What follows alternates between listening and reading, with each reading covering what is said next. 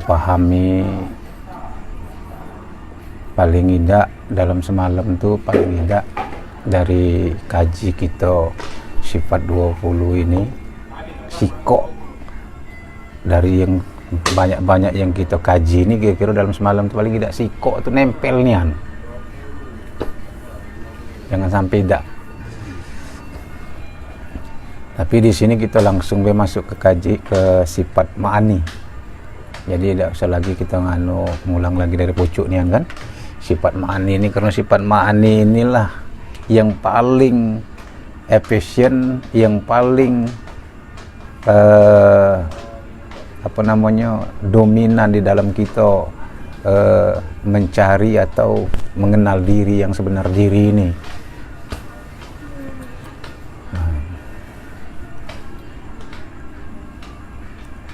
Karena sifat ma'ani inilah jalan Allah mengenalkan dirinya kepada makhluknya, terutama manusia.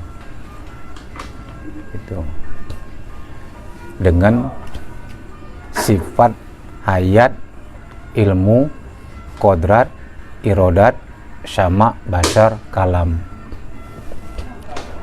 Nah, 7 sifat ma'ani ini maka dikatakan sifat ma'ani nyata pada kita, nyata pada diri kita. Kalau kita tafakuri, kalau kita renungi, kalau kita hayati. Nah, jadi arti sifat ma'ani ini nyata. Nyata apa? Nyata sifat zat ini zahirnya pada diri kita.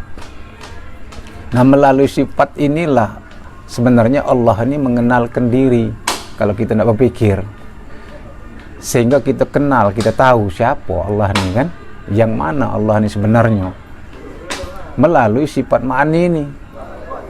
Nah, maka dikatakannya di dalam sah diskusi, tafakaru fi sifatillah wala tafakaru fi izatillah. Berpikirlah kamu tentang sifat aku, jangan kamu berpikir tentang zat aku, karena zat aku itu sudah jelas, laisa kamitslihi syai'un, tidak serupa dan tidak seumpama, tidak sama dengan segala sesuatu. Tidak bisa kita pikir ke. Yang pertama, tidak serupa dan tidak seumpama dengan segala sesuatu. Yang kedua, zat Allah ini memang tidak ada bentuk, tidak ada rupa, tidak ada warna, tidak ada rasa. Maka dikatakan zat bagi Allah, rasio bagi kita. Rasio cuman dengan rasa. Rasa apa? Rasa nurani, rasa hati yang paling dalam, mengimani untuk merasakan keberadaan daripada zat Allah ini. Nah, untuk merasakan keberadaan zat Allah inilah melalui sifat ma'ani ini. Sifat ma'ani ini zohir, nyatonya sifat Allah itu kepada diri kita. Jadi artinya apa? Sifat ma'ani ini hal keadaan, sering kita kaji kan, hal keadaan daripada zat. Zat ini siapa? Zat ini diri. Diri siapa? Diri Allah. Zat ini diri Allah. Nah, nyatanya zat ini atau nyatanya diri Allah ini melalui sifatnya, yaitu sifat ma'ani. Sifat, kenapa kita kaji sifat ma'ani ini? Itu tadi sebenarnya kan sifatnya kan ada 20, tapi yang efisien, yang mudah kita tarik kepada diri kita ini, memahaminya untuk mengerti tentang siapa diri kita ini, siapa Allah yang sebenarnya kan, melalui sifat ma'ani ini. Nah, nyata.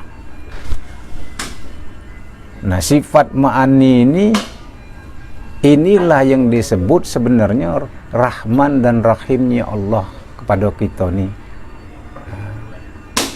Nyata Rahman Allah itu melalui sifat ma'ani ini. Nah, hayat ini kan artinya hidup. Hidup ini sifat wajib bagi Allah, tidak wajib bagi selain daripada Allah. Nah, di sini kata-kata ini, kalimat ini kalau kita renungin, kalau kita tafakuri, kita tarik maknanya ini ke dengan arti yang sebenarnya, artinya yang hidup nih, yang berhak hidup nih siapa? Ya kan? Yang hidup tuh semata-mata zat Allah. Semata-mata zat Allah yang hidup. Nah, kita ini sebagai makhluknya bukan hidup, tapi dihidupkan. Dengan apa? Ya dengan sifat Allah. Karena ada sifat hidup Allah pada diri kita ini, maka kita hidup. Maka dikatakan sebenarnya kita ini tidak hidup. Yang hidup itu zat Allah, yang hidup itu Allah. Selain daripada Allah tidak hidup. Selain daripada Allah itu dihidupkan, bukan hidup. Nah, di sini kalau kita hayati, kalau kita nih ngaji nih galak gunakan apa namanya mainkan rasa, mudah-mudahan nyata Allah nih itu. Di sini kan sudah jelas dikatakan wajib bagi Allah tuh, yang hidup tuh wajib bagi Allah. Sementara selain daripada Allah dihidupkan, bukan hidup. Nah, jadi yang hidup hakiki itu siapa? Zat Allah. Kalau kita ini tidak hidup, kita ini dari mati dihidupkan. Summa yumitukum, summa yuyikum, summa ilahi turja'un. Dari kamu itu sesungguhnya mati, aku hidupkan. Ya kan? Nah, dihidupkannya dengan apa? Ya melalui sifatnya tadi. Nah, itu nyatanya. Nah, yang kodimnya melalui siapa? Yaitu tadi Nur Muhammad ini. Nah, Nur Muhammad ini sebutannya banyak. Nur Muhammad, Rasulullah, Ruhul Kudus, itu Nur Ilahi. Nah, itu diri kita yang sebenar, diri roh. Inilah cuman sebutannya yang banyak sebutannya. Nah, disimpulkan boleh dikatakan bahasa sederhananya nyawa. Ya kan? Jadi nyawa kita ini sebenarnya itu tadi Nur Ilahi. Sebutannya nyawa. Ya, nyawa ini kan hidup.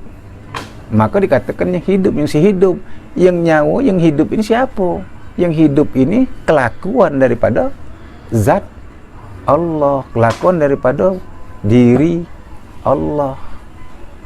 Jadi maka diomong ke kita ini sifat ma'ani ini menunjukkan hal keadaan zat, hal keadaan wujud diri siapa? Diri Allah. Maka istilah wong sufi, istilah wong dikatakanlah bergerak bayangan, dikarenakan bergerak yang punya bayangan. Nah, ini kalau kita pahami cepat dapat. Artinya bergerak yang zahir ini membuktikan bergerak yang kodim, yang di dalam yang bergerak, bukan yang zahir ini. Zahir ini nyatanya. Nah, ini nak kita anukan nyatanya. Tapi yang sebenarnya yang bergerak itu ya bukan yang zahir ini, bukan yang baharu ini.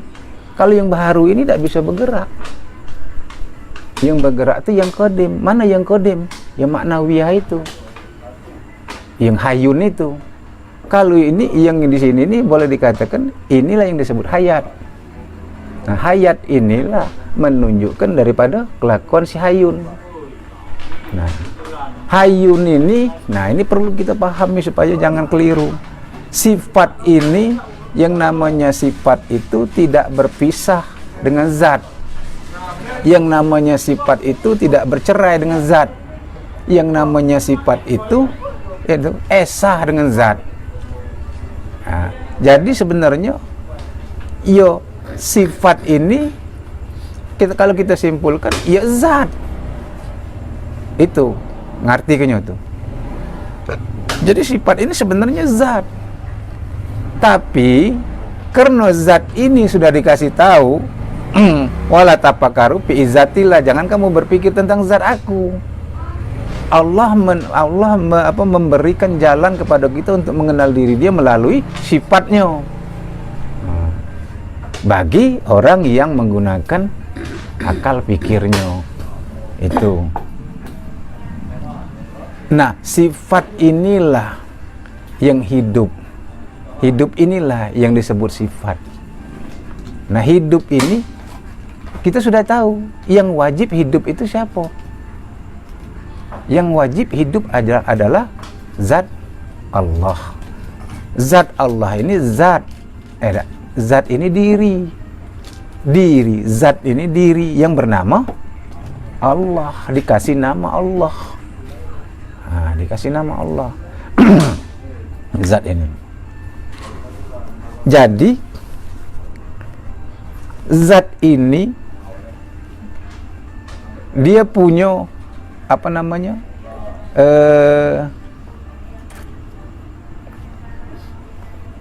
Apa nak nyebutnya nih?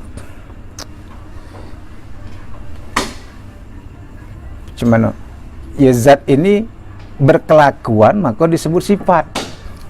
Ya? Zat ini berkelakuan maka disebut sifat. Jadi Allah ini mau menunjukkan geraknya, mau menunjukkan kehendaknya, mau menunjukkan kuasaannya, kodratnya, irodatnya. Kalau tanpa mazhar, tanpa wadah, mustahil. Jadi Allah ini menunjukkan geraknya itu melalui kita dengan kodratnya tadi. Nah, kodratnya inilah disandarkan kepada kita sehingga kita ini kuasa penglihatan daripada zohir, dari mata zohir. Padahal sebenarnya yang kuasa itu bukan kita. Yang kuasa itu ya zat. Zat siapa? Zat Allah. Diri Allah yang kuasa itu. Kita ini lemah. Kita ini tidak ada daya dan upaya. La haula wala quwata illa billah. Tidak ada sama sekali. Nah, ini nak ditarik ke dalam hati. Nak ditarik ni yang ngaji ni. Tak bisa sekedar ngapal, tak bisa sekedar apal, tak bisa sekedar tahu. Itu teori. Nah, itu teori. Teori kalau tak dibarengi dengan praktek, tidak bakal tajali dia, tidak bakal timbul. Jadi nak kita praktek kita bagaimana? Praktek kita dalam sehari-hari, kesadaran kita selalu di situ. Oh, yang bergerak ini kita sadari. Sesungguhnya bukan kita. Maka kau omongkan, kalau kita sudah paham, kalau kita sudah ngerti dengan sifat ma'ani ini, maka kita tanya, mana kita? Dia ada. Yang hidup Allah. Yang ilmu Allah. Yang kuasa Allah. Yang berkehendak Allah. Yang mendengar Allah. Yang melihat Allah. Yang berkata Allah. Mana kita? Nah, jadi disinilah kalau kita sudah merasakan ini sifat ma'ani ini kita rasakan, maka diri kita hilang, akuan kita hilang, yang ada hanya Allah. Maka dikatakan la ma'ujudun bihaqi illallah, tiada yang mewujud kecuali Allah. Nah, tapi ini mengucapnya mudah, ya kan, mengatakannya mudah, merasakannya, merasakan rasa Allah yang ada pada diri ini yang nak dilatih, yang selalu nak kita tekan terus, mulai dari ayat sampai ke kalam. Nah, nak dipraktek ke sehari-hari. Kalau tak kita praktek ke, tak kita rasakan, tidak dapat, lost bahaya dia. Nah, kalau ini sudah kita praktek ke, sudah kita sadari dalam kesehari-harian kita, inilah yang disebut inna lillahi wa inna ilaihi raji'un. Tidak takut lagi kita. Kita sudah mati. Tak kati kita ni. Nah, itu. Jadi sebelum, kasar ngomongnya, sebelum dipinta amanah ini sudah kita kembalikan, itu pemahamannya. Nah, kita kembalikan. Karena mana yang dikatakan dikembalikan? Ya, kita tidak pernah ngaku, tidak kita pernah akui hidup ini, tidak kita akui kita yang hidup. kuasa ini tidak kita akui kita yang kuasa, ya kan? Yang mendengar tidak kita akui kita, yang melihat tidak kita akui kita, yang berkata nih, kalam ini, kalau bukan zat Allah yang berkata ini, haram hukumnya. Itu kalau kita lang duduk kaji tauhid ini, haram hukumnya. Kenapa dikatakan haram? Artinya kita lebih kuasa dari Allah.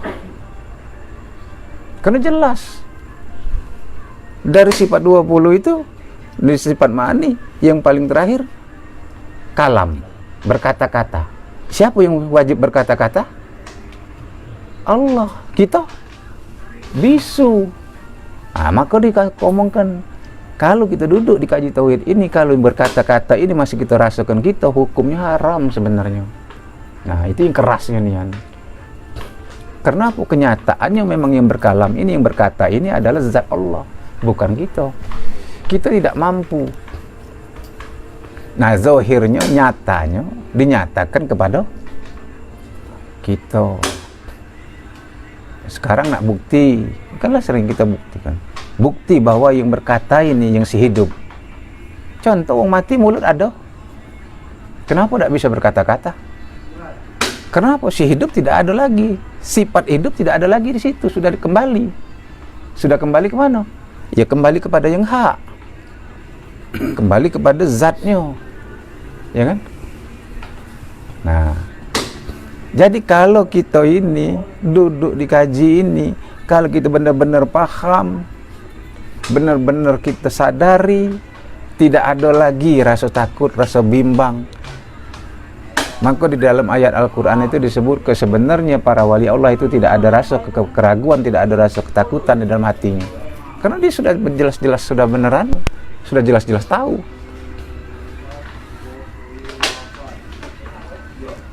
Itu innallaha waliyallahu walahum wala khaufun walahum yazanun. Sesungguhnya wali Allah itu tidak ada rasa takut di dalam hatinya, tidak ada rasa gentar di dalam hatinya. Nah, itu. Karena apa? Ya karena dia sudah diakati. Maka dikatakan kemanapun kamu memandang, ya kan? Di sanalah wajah Allah. Kemanapun kamu memandang, di sanalah wujud Allah.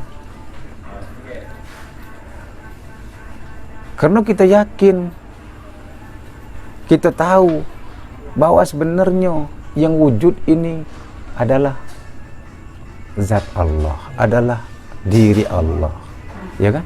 Yang wujud sebenarnya maksudnya, yang wujud yang hakiki.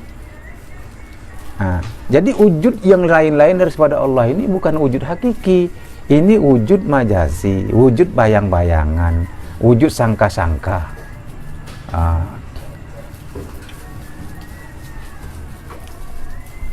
Rajin ya nanu nih, anu ya. Wakyon nih. Kasihan. Itu kan. Jadi kita ini tidak punya wujud sebenarnya. Wujud kita ini wujud yang diwujudkan. Nah, pahamilah itu, wujud yang diwujudkan, bukan wujud yang sebenarnya. Yang wujud yang sebenarnya itu hanya Allah, zat Allah. Jadi maka dikatakan tidak ada yang wujud di dunia ini selain wujud Allah, selain wujud zat Allah. Nah, itu. Nah, disinilah dikatakan, maka apabila kita sudah benar-benar paham ini, maka dikatakan oleh Rasulullah, man arafa nafsahu faqad arafa rabbah. Apabila kita ini benar-benar mengenal diri kita ini, maka kita kenal Allah. Ya kan? Bukan sekedar nama. Nah, kalau selama ini kan kita tahu Allah ini kan nama Allah. Nah, kasar ngomongnya tuh, barangnya mana?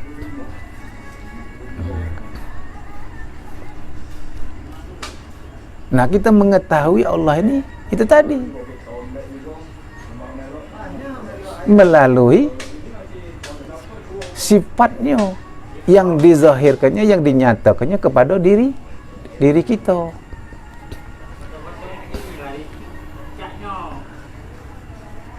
Jadi barang siapa benar-benar mengenal dirinya, maka dia mengenal Allah.